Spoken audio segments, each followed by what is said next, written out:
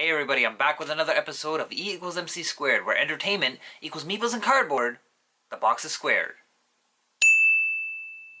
Today we're going to go back in time to the late 17th century. We're going to visit Salem, Massachusetts, a historical town which many of us are familiar with for one thing. In New Salem, players are going to try and determine who their friends are and ferret out the witches in order to stop them from spreading their plague throughout the town. This game combines card drafting, set collecting, and hidden identities into a clever little package. So what do I think of the game? Well, join me for the next few minutes. I'll show you how it's played.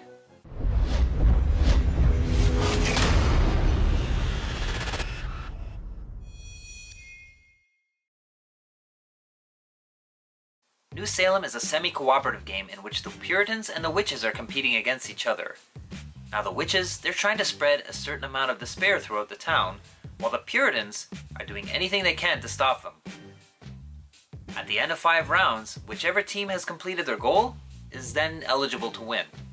And then all the players on that team are going to count up their individual points, and the person who's got the most is declared the winner of the game. Now the best way to describe this game is to actually play through a few rounds, and I'll try to go over some of the strategy and choices that come up along the way. Before I do that though, I should probably let you know how you actually score points. Throughout the game, you'll be choosing cards which can be combined to make up a set of buildings, as you can see here. There's always going to be 3 unique cards in a set. So, how do you know which cards you want? Well, there's a number of factors, but primarily, the choice is determined by your identity. These symbols on everyone's identity cards correspond to symbols on the buildings. At the end of the game, buildings in your tableau that have symbols matching the ones on your identity card are worth a point. Yes, you are allowed to play duplicate buildings, and they still score. If you can complete a panorama, then it's worth an additional 2 points, regardless of whether or not the symbols match the ones on your identity card. Now, as I said, there are many other choices that could influence your choice of buildings, besides just trying to match what's on your identity card, or completing a set, but I'll go into that shortly. Here the game is set up for 4 players, and at the beginning of each round, players are dealt a number of building cards, and that number depends on which round that they're in. So this is the start of the drafting phase. Now how it works is people will take their choices, they're going to select one card to keep, and pass the other ones to the player on their left. That player is going to do the same, pass their cards on.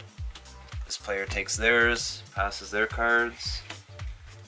And this person takes one, passes their cards. Now at the point in the round when players are left with 2 choices, you have one of 2 things that you can do. You can either take one of those 2 cards and discard the other, just like normal, or let's say if I don't like either one of my options here, then I can discard both of them and I will draw blindly from the deck. That's the only time you can draw blindly from the deck. This person, let's say they don't like their options either, they take one from the deck, and this person does like their options, they'll take that one, discard this one. So after all this madness, people are going to end up with 2 cards that they've selected. Once that's finished, then the drafting phase is over, and we're going to play our cards and we'll resolve them. Alright, so where the heck did all these cubes come from? Now once players turn over the cards that they've accumulated, you're going to put these Hope and Despair cubes onto each of the building cards that you have. Now depending on which symbol is on those cards, that you're going to put the matching cube on it. Usually the first round I find to be not very, like it doesn't really give much clue as to who's who, so I'll just skip ahead to round 2 and we'll see what develops. Alright, I've skipped the drafting phase for round 2. You can see a lot more building cards and a lot more cubes placed on those cards. Now, round 2 is about the time when people start to get really suspicious of each other. By this time, you can see if certain players are building up a bunch of hope, like this person here, or you can see somebody accumulating a lot of despair cubes. It seems like you can never really tell why a player is doing what they're doing. Thankfully, performing a confession is inexpensive to do. It only costs 2 hope cubes.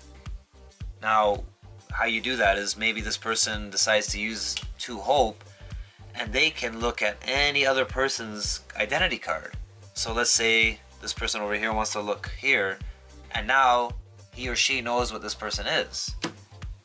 The question is, does everybody else at the table trust this person enough that they believe what he's going to say about this person? Because this person over here can be truthful, they can also lie, you never know. Let me skip ahead to when things get really, really interesting in round 3.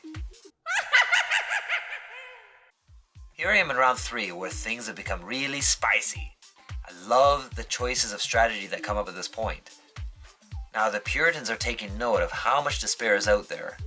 Because if there's a lot, then they're probably going to agree that it's time to do some cleansing and get rid of some of that despair. It's also important to note how many hope cubes each player has in front of them. Now, the hope cubes are the currency in the game, and that's what you're going to use to spend on these events in order to do those powers. Now, once you spend it, it's gone from the game. It doesn't really matter. You don't need it for anything other than using these powers. The despair, however, is going to stay out on the cards until it's removed through some kind of effect. During discussions, players may reach an agreement on which events they should do. Now, if you see a player that has enough hope cubes to do one of these events, then they can just spend their hope and go ahead and do it. It's basically a first come first serve basis. They can do it first before anybody else, they get that event. Now oftentimes what's going to happen is you'll see that players don't have enough hope. There isn't one single person, so in that case everybody's going to elect somebody that they think is trustworthy, somebody who looks like an honest person, and you know they might say, okay, well, everybody's going to say, this player here, we will give you our hope cubes if you agree to do a cleansing. So maybe everybody likes that idea, they say, okay, I'll go for that. Now it costs 5, so this player takes 2 of their hope, gives it to him. This player says, okay, here, I'll give you 1. Now remember, the agreement is this player got this hope in order to do this cleansing. This player is not bound to do that. They can say, okay, well, fine, you trusted me, I'm gonna spend this hope, I'm gonna do the cleansing, and we'll get rid of 2 despair cubes. It doesn't matter where they come from because it's all collective, so maybe they get rid of 2 right there. On the other hand, they could use this hope. Let's say they've left the cubes there. Maybe this person has another motive in mind. They talk sweet and all nice and friendly during the discussion. Once they get the hope, they can say, well, you know what? Instead, I'm going to take a pardon. This is probably going to raise a red flag because now this person, whether they're a witch or not, they are immune to be put on trial. Now, that's really good for a witch to have a pardon. And I guarantee you, most of the time, a player does that, they go against what the group decided, this person is not going to be trusted for the rest of the game. However, just because this person takes a pardon, it doesn't necessarily mean that they're a bad person. Because everybody knows that the witches are trying to get these pardons, they want to be protected. If a Puritan takes a pardon, that's just one less card that a witch can take. So again, that goes into the choice of strategy, what you want to do. Alright, round 4. You can see a lot has happened here now. I'm going to say that last person, we'll say this person here took a pardon because this person over here performed a confession. And they called this person out. They said, you're a witch. Don't believe anything this guy says. He's definitely a witch. Well, this person didn't like that very much, so in retaliation, this person put him on trial. Now looking at the area as it stands, you can see that the Puritans have a really big problem right now. The town is just filled with despair and there's not a lot of hope left among the people. Most of the hope was used for the pardon and the trial cards. Now one of the balancing mechanics in New Salem is that the cleansing, it can be done as many times as players have the hope to spend on it. The pardons and the trials are going to be limited based on the amount of players in the game. So if everybody is going and taking the pardons and putting people on trial, then there won't be a lot of hope left for cleansing. And the result is that the witches are going to end up filling the town with despair, and the Puritans are going to have no way of getting rid of that. Now, Ladies and gentlemen, we are at the last attempt for players to spend hope. Hopefully the Puritans have saved enough so that they can perform a cleansing or two in order to remove some of the despair. So once again, players are going to have discussions. They're going to hopefully elect somebody that they still think is trustworthy. They'll pool their hope together, and they're going to try and do one of these events to help their side win. Now, once there's no more hope to be spent, or there's no event that can be used that will make a difference, such as a confession, then we count the amount of despair cubes among the building cards. In this case, it looks like 7, 10, there's 13 despair cubes right now. So once we have that total, everybody reveals who they are. It's Puritan, a witch, another Puritan, and another witch. The next thing to do is resolve the trials. So we add 2 despair to the town for every witch who was not put on trial. So this one hasn't been put on trial, we add 2 there. Now if a Puritan had been put on trial, we're going to add 2 despair for that too, because that means we've executed one of our own and everybody's so sad that it happened. We can't believe we made the mistake. How are we going to live with the guilt? In this case it didn't happen, thankfully. Now for every witch that was put on trial, we're going to take 2 despair out of the town because we found that person, we burned them, whatever they did to them, they got that. That's one less person they have to worry about. So after the trials have been resolved, count up the despair cubes. In this case there's still 13. At the end of round 5, if the witches have got, in a 4-player game, if the witches have got 8 or more despair, then they win. They're the winning faction. Now of the winning faction, those players are going to count up their individual points, and the person that has the highest score is declared the winner of the game. And that is how New Salem is played. I instantly fell in love with the artwork for New Salem. I mean, just looking at the box. The artwork is so clean and simple, but it just really stands out. It looks really nice. It catches your eye.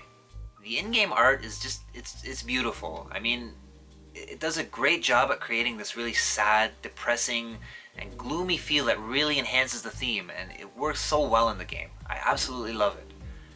There's one minor complaint that I have, and it's just the colored banners that they have at the top of each set of cards.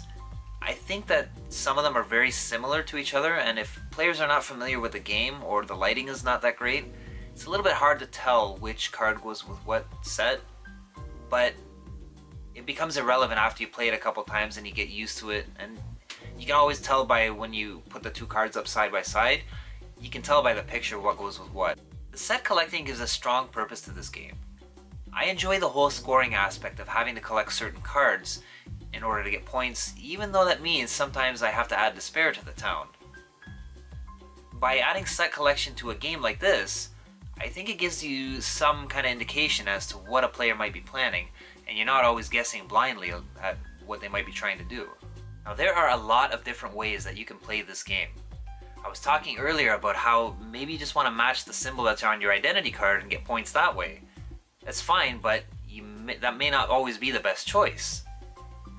If you've got the whole set collecting aspect where you're just trying to collect sets of cards to get more points, but then you're balancing out the amount of hope and despair that show up in the town. If you're a Puritan player, maybe you're just going to try and grab the cards that the witches want, or you're going to go all out, try rat them out early by doing confessions and putting them on trial as soon as possible. If you're a witch player, maybe you can just hoard all of the hope for yourself and use that to get the cards that you want. Maybe you're going to put the Puritans on trial, or take the pardons for yourself so that you're protected. There's just so many ways that you can play.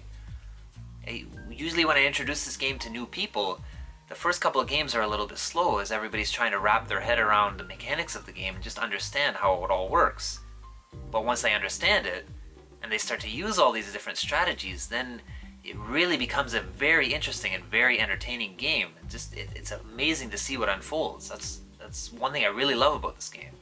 Another one of my favorite things about New Salem is that there is no player elimination. So if a player gets put on trial, they're not out of the game, it just means that their options change. Now the thing is, when somebody gets put on trial, doesn't matter what side they're on, any cards that they get in the draft, the ones that they end up playing, they don't generate hope or despair. Instead, they just play them, they're just worth points like normal at the end of the game. But this person can still help their team win by using different strategies now. For example, let's say I'm a witch player, I get ratted out early. Now, all the cards that come to me in the drafting phase, maybe I want to keep the hope cards for myself. I can just play them. I don't get the hope, but neither do the Puritans. And instead, I can maybe pass on a bunch of despair cards to the Puritan players, assuming the person next to me is a Puritan. And now I force them to play despair cards. And that means that's going to help my side win. I'm not normally a huge fan of social deduction games because I find that the discussions, they tend to drag on and people don't have a lot of evidence for their suspicions. Now, New Salem solves this problem with its semi-cooperative nature. In the games I've played, usually the discussions are very short, they're quick, they're focused, and they're really to the point, so they don't drag on, which it keeps the game moving at a good pace. I really like that. New Salem is a beautiful game which combines all these mechanics into a nice little package, and the game flows at a really good pace. If you're a fan of social deduction games, I would say go ahead and check it out, because you may find that it adds a whole new twist with the card drafting and the set collecting. If you're not a fan typically, I would say go ahead and give it a try anyway, because this game solved a lot of the issues that I have with the genre. The game is very easy to learn, it's engaging, and it offers a lot of replayability. I highly recommend this one, and I strongly suggest you go check this one out.